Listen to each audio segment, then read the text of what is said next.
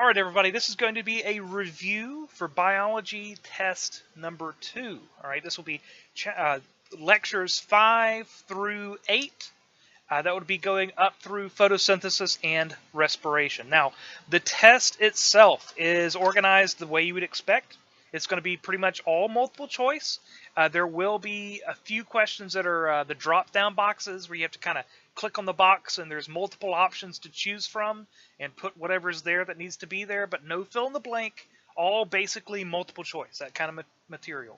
There will be 50 questions. 1 through 40 are good old-fashioned standard multiple choice, or 1 through 39, I should say, and then 40 through 50 are the drop-down boxes. I will show you images, pictures, what have you, diagrams, and you'll have to kind of explain to me what's happening there, okay? Nothing terribly complicated. You'll see. All right, here we go. Now, my first comment is this. You probably grasped the photosynthesis stuff, the cellular respiration stuff is a great deal harder. So I have limited the amount of it that I put on the exam. The vast majority of the test will be off the first 2 lectures, Lecture 5 and Lecture 6. All right, so here we go. Introductory. Let's see. In your cells, you need to know about cell membranes. All right, you need to be friends with cell membranes and kind of how they do what they do. You need to be friends with the cell walls of plants and bacteria and kind of how they do what they do. In reference to cell membranes, you need to understand that cholesterol plays a very important role here. Okay, cholesterol can make the membrane more solid. Cholesterol can make the membrane more fluid, just depending upon what is needed by that membrane. All right, cholesterol is very important to that phospholipid bilayer, as it were, to keep it functioning the way that it is supposed to function. Also very important to that cell membrane are your proteins. There are peripheral proteins. There are integral proteins. What are the difference between these? I want to know which ones are integral, which ones are peripheral. Which ones make up parts of the glycocalyx, right? So there are glycoproteins, glycolipids in there. They're sugar molecules that assist your body with what we call self, non-self recognition, okay?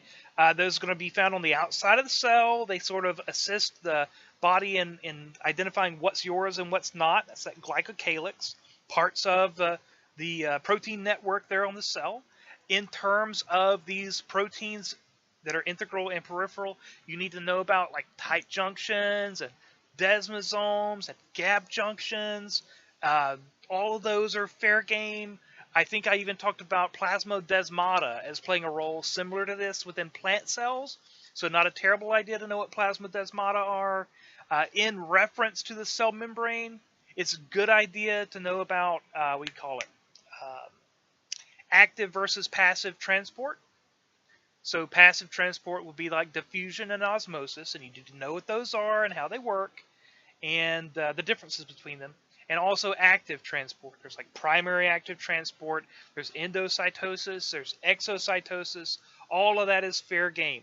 Why would you use regular old active transport instead of endocytosis or exocytosis? All right, there's a reason to use one instead of the other, and you need to know which one that is, or what the reasons are, I should say.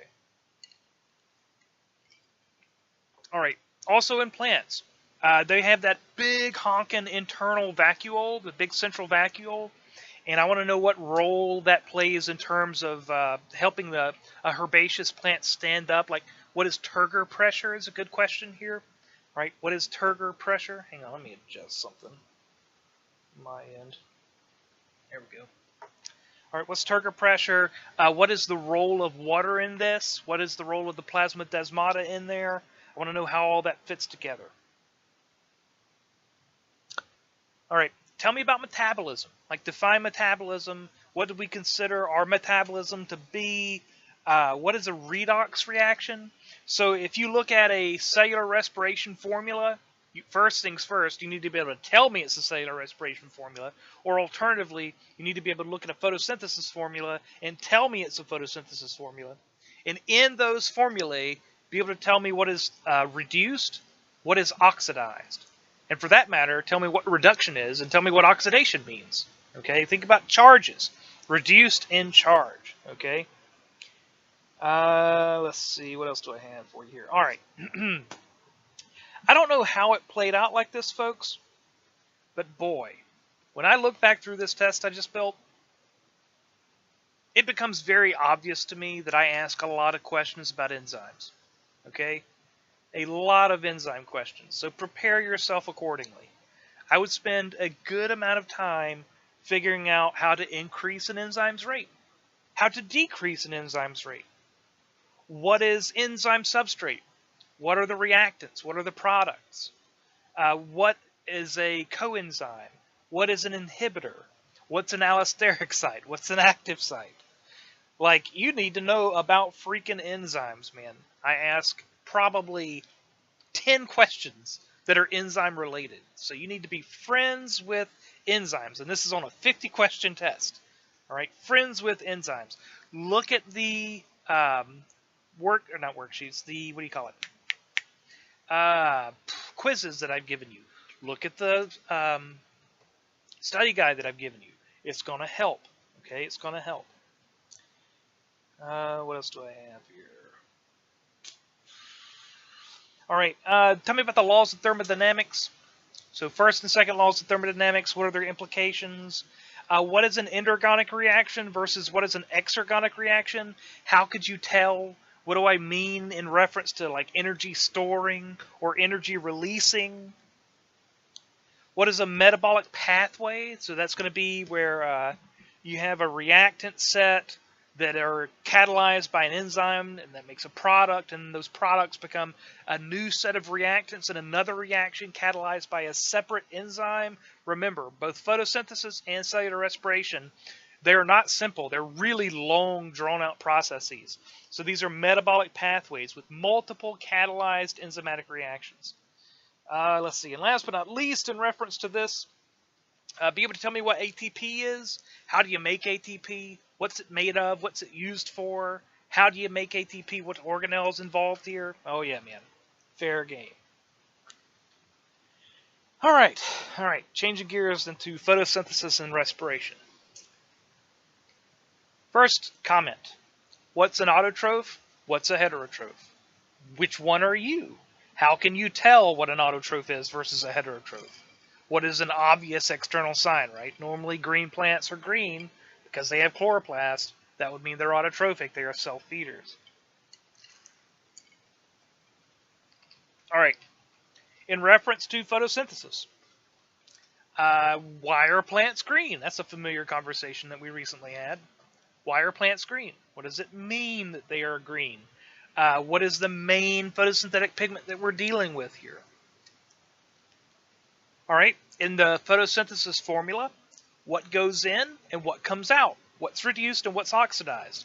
And the same goes for cellular respiration. What comes in, what goes out, what are the reactants, what are the final products, and where do they take place? All right, where do they take place? In plants, you need to be familiar with the parts of a chloroplast. So the whole chloroplast contains a fluid called the stroma.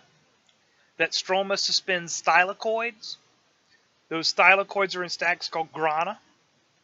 The thylakoid membrane is where you house the photosystems and their electron transport chains. The thylakoids are where chemiosmosis happens. Yeah, man. Freaking know the parts of a chloroplast. Okay, know the parts. I may have just said this, but you need to understand why we pump ions into the thylakoid. What is chemiosmosis? What are we trying to do here? What is the real point of sunlight, right? Sunlight comes in, it hits those thylakoids, it hits the photosystems, and it excites the ions there and energizes them and prepares them to enter electron transport chains. All right, it excites those chlorophyll molecules in the grand scheme of things. Tell me about the light reaction versus the dark reaction. What is the Calvin cycle? What is the final product of the dark reaction?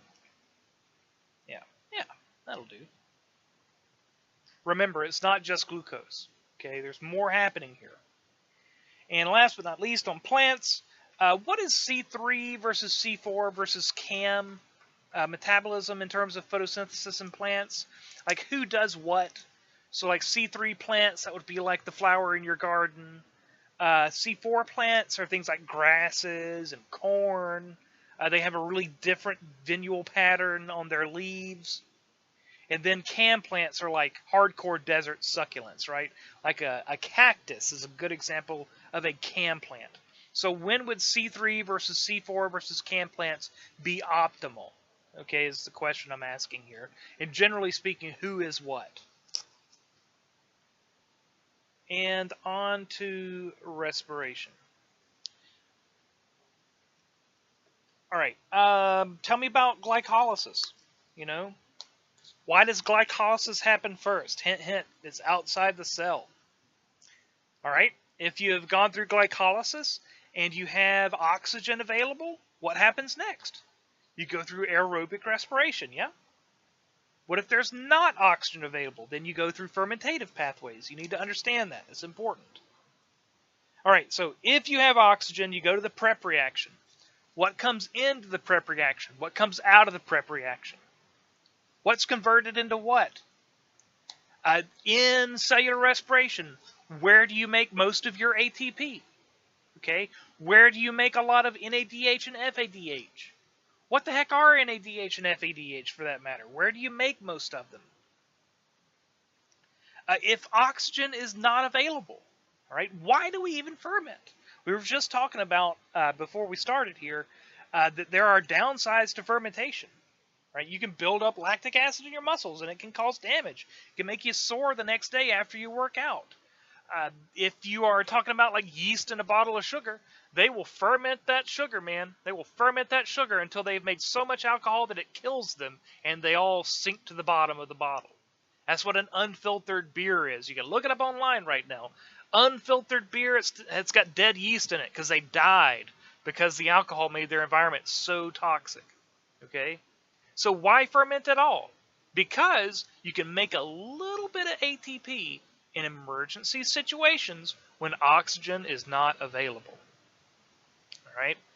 Worth the downsides for emergencies. Last but not least, I suppose, so somebody make me happy and tell me what the terminal electron acceptor would be in cellular respiration, aerobic. Not you, Josh. We've already had this conversation. Somebody make me happy that we haven't already talked about this. Terminal electron acceptor. What does it hit? You drop these high energy electrons in, they run down this chain, and then what happens? You make me sad. All right, tell us, Joshua. All right, oxygen, indeed. Oxygen is a terminal electron acceptor. So what you have is this free hydrogen set. It's running down the electron chain, the electron transport chain, and it hits this oxygen molecule at the end. It's the terminal acceptor, okay, the terminal electron acceptor. And what's going to happen is you're going to bind hydrogen to oxygen, and that makes, that makes water, and that's metabolic water. When you look at the formula for cellular respiration, at the end, it says that water is one of the outputs of cellular respiration. The reason that water is one of the outputs of cellular respiration is because the terminal electron acceptor, when you take that terminal electron, you bind it to its terminal acceptor, it forms water, metabolic water, H2O. Okay, and that keeps the system running. I think in the video and the PowerPoint, I used the example of a, what do you call it? Conveyor belt, right? As long as everything keeps falling off the other end, you don't have a backup. So as long as you've got oxygen in the system, it's going to keep being the terminal electron acceptor and allow that system to keep functioning so that you can continue doing aerobic cellular respiration. Yeah. Okay. All right. That'll do it. That'll do it. So with that in mind, that is a good prep. So look at your quizzes 5, 6, 7, and 8. Look at your study guide on lectures 5, 6, 7, and 8. Using what we just talked about, that should be a good prep for this exam, and that is the review for the test.